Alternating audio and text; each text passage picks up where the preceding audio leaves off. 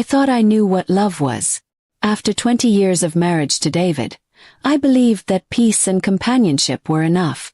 But slowly, quietly, I started to feel hollow, like I was fading in a house full of silence. Every dinner was a routine, every word rehearsed. I wasn't seen, not as a wife, not even as a mother, but especially not as a woman with dreams, emotions, and desires. Then Adrian appeared. He came into my life like warm air after a long, bitter winter. His smile, his laughter, it felt like sunlight in a dark room. He noticed the small things. How I hesitated before speaking, how I fiddled with my ring when I was anxious. I hadn't felt that kind of attention in years. First I felt guilty just talking to him. But Adrian listened in a way David hadn't in years. With every conversation I felt alive again. I told myself I deserved to be happy. I convinced myself I wasn't cheating on David. I was saving myself. Leaving David broke something inside me. He didn't fight. He didn't yell. He just looked at me with tears in his eyes and said, "I hope he gives you what I couldn't." That sentence still echoes in my mind. But my daughters, Emily and Rachel, hugged me tightly and told me they just wanted me to be happy. Their support gave me the courage I needed, or so I thought. Adrian welcomed me with open arms. His home became mine. His laughter became my melody. He made me feel 20 again.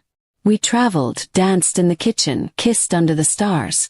I truly believed I had found my soulmate, the one I had been waiting for all my life. He made promises at night. Of marriage, forever, growing old together. I allowed myself to believe every word. I gave him everything. My trust, my heart, even a large part of the money I received from my divorce. He said it was for our future. I never questioned him. Love doesn't doubt, right? But love should see red flags. I ignored them all. The secret calls, the sudden disappearances, the vague answers. I silenced every instinct that told me something was wrong. Because the thought of losing him scared me more than the truth. One night when he didn't come home, something inside me snapped. I waited for hours, staring at the clock, praying I was wrong. When he finally returned, he smelled of perfume, and it wasn't mine. I pretended to be asleep. But my heart was wide awake. The next morning, while he was in the shower, I picked up his phone. My hands shook as I scrolled through the messages. Dozens of them. Sweet nothings to other women. Promises he once whispered to me, now given to strangers. I couldn't breathe. When I confronted him, my voice trembled. But he didn't deny anything. He looked at me coldly and said, "You were convenient. That's all." My world shattered in one breath. I collapsed to the floor, crying like a child. But he walked away like I had never mattered. I left that day with nothing but my clothes and a broken soul. I stayed with a friend, too ashamed to face my daughters. How could I explain that the man I left their father for had used me? How could I admit I had been a fool? When I finally told Emily and Rachel the truth, they were silent. Not angry.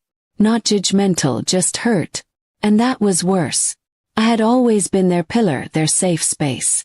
Now I was just human. Flawed. Weak. Weeks passed in a fog of tears and regret. I replayed every moment with Adrian, trying to figure out where I went wrong. But the truth was simple, I wasn't wrong. I just wanted to be loved so badly. I accepted lies disguised as love. I saw David again by accident at the grocery store. He smiled politely. There was no anger in his eyes, just a quiet sadness. Talk. I wanted to say I was sorry, to ask for forgiveness, but no words came out. Only tears. I started therapy. Had to. The pain was too heavy to carry alone. I learned that I had been empty long before Adrian came along. That I was looking for someone to fix me, when what I needed was to heal myself. I got a small job, rented a modest apartment, and started rebuilding brick by brick.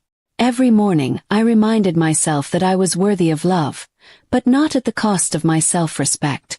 My daughters slowly came back into my life, not with judgment, but with quiet love. One day, Rachel hugged me and whispered, "I'm proud of you for coming back." That broke me in a different way. It wasn't just pain anymore, it was healing. Slow, delicate, but real. David and I talk sometimes now. Not as lovers, not even as friends. Just two people who once shared a life. And that's okay. Some stories don't need to go back to the beginning. Some just need to end in peace. I don't know if I'll ever fall in love again. But I do know this. Next time I won't leave myself behind. 'Cause I am enough. Even if no one else says it, I will say it to myself. I'm enough.